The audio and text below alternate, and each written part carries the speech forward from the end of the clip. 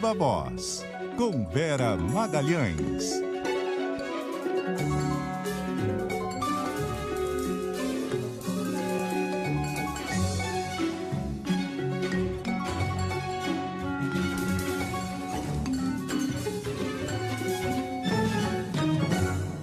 Vera. Boa tarde, Sardenberg, Nadeja, todos os nossos ouvintes e espectadores nesta terça. Boa tarde. Vera, e o desfile lá, hein? Que fiasco, hein, Sardenberg? Desfile de Maria Fumaça. Que coisa mais ridícula. E você viu a cena? Eu vi, aqueles tanques... Aquele soldado lá, aquele militar subindo a rampa, todo fantasiado de guerreiro. Fantasiado de carteiro, né? Levando a carta na mão para o presidente, o comandante da Marinha ali em trajes de guerra também, aquele rapapé todo, meia dúzia de veículos caindo aos pedaços. Eu não sei, esse tipo de caminhão e de blindado tem escapamento? Porque está precisando trocar, né?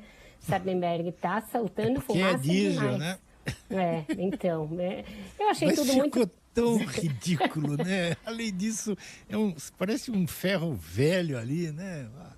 Parece, me lembrou muito a Corrida Maluca, que tinha um caminhão-tanque e que chegava sempre entre os últimos colocados, perdia para o Dique Vigarista, para a Quadrilha da Fumaça e tal. E aí, enfim, a gente só pode ironizar, Sardenberg, porque não dá para levar a sério, né? Se você pensar... momento de exercícios militares, são momentos graves ali da história do país, ou para exercícios militares programados, como esse de Formosa, que vai acontecer daqui a uma semana, não programar uma tentativa de intimidação por meio das Forças Armadas num dia em que o Congresso tem uma votação importante pela frente, uma votação para a qual o presidente da República está alertando aí há semanas, com a qual ele está obcecado. Se era a ideia de alguma demonstração de força, foi de tibieza, né?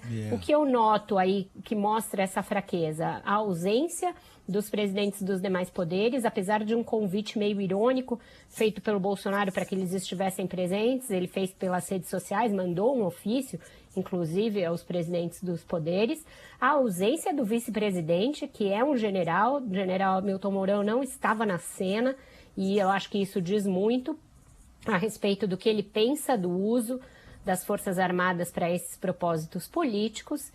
E os bastidores mostram aí, Sardenberg, que a troca feita por Bolsonaro no Ministério da Defesa e nas três forças há alguns meses resultou naquilo que ele esperava, né? O que ele queria? Ele queria manifestações mais explícitas de apoio político a ele por parte dos comandantes das forças e por parte do seu ministro da Defesa. Desde então, o que ele colheu?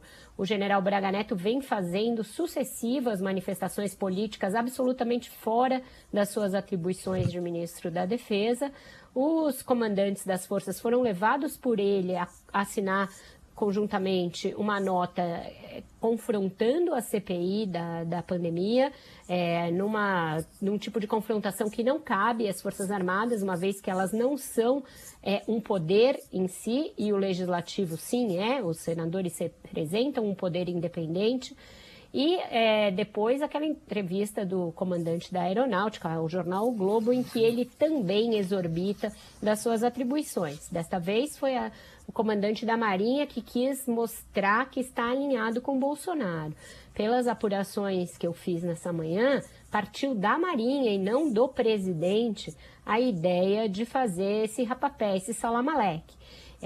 Normalmente, o que acontece nesse exercício de Formosa? Sim, os tanques e os blindados passam por Brasília, mas passam direto, não fazem essa micareta na esplanada dos ministérios.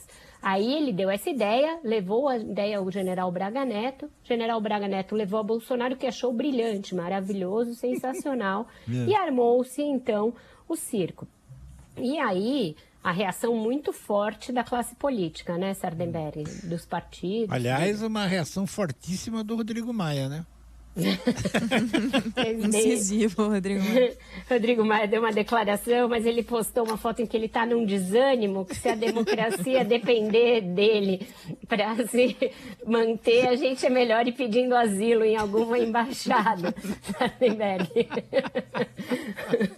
Mas ainda assim, as forças políticas reagiram. O presidente da CPI, Omar Aziz, fez um discurso duríssimo na abertura da sessão, foi secundado pelos demais senadores da CPI e até por senadores governistas. Até o senador Eduardo Girão condenou a manobra militar feita pelo presidente.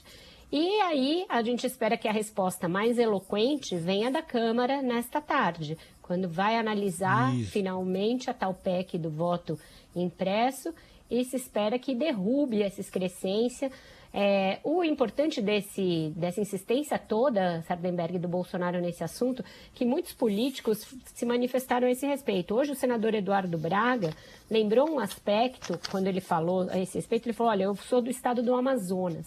Se a gente tiver que esperar para computar os votos impressos chegarem lá do interior do Amazonas, para chegarem em Manaus, isso vai levar uns 4, 5 dias.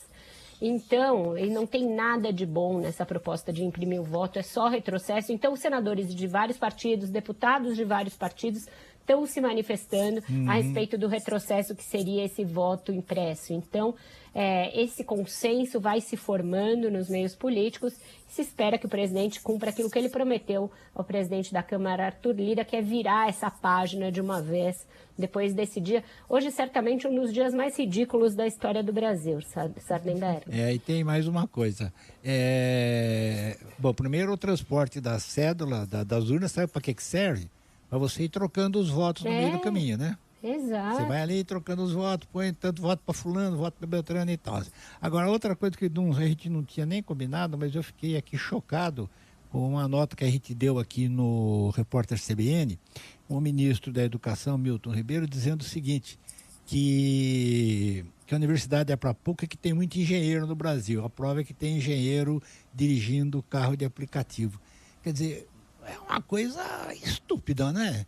Quer dizer, bastante. O que precisa é de mais engenheiro.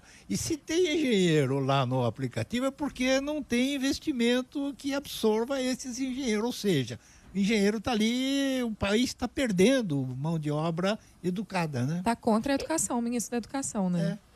É um ministro que não tem a menor ideia do que sejam políticas públicas voltadas para o incremento da educação. Ele mistura essas coisas sem nada a ver uma com a outra nessa fala e ainda diz que reitores esquerdistas não podem estar à frente das universidades. Essa é a grande obsessão, na verdade, do bolsonarismo desde sempre, né?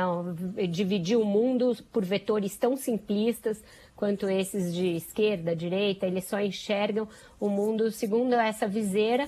E mais uma declaração infeliz desse ministro. A Priscila Cruz, do Todos pela Educação, que é uma grande especialista no assunto, que acompanha o MEC com lupa, diz que o estrago produzido por esse ministro Milton Ribeiro é muito maior do que o do Weintraub, porque o Weintraub era espalhafatoso, fazia muita bagunça, muita balbúrdia, mas esse está corroendo o MEC por dentro e causando um atraso ainda maior do que o seu antecessor. No governo Bolsonaro as coisas sempre podem piorar, mesmo que pareça impossível, Sardenberg.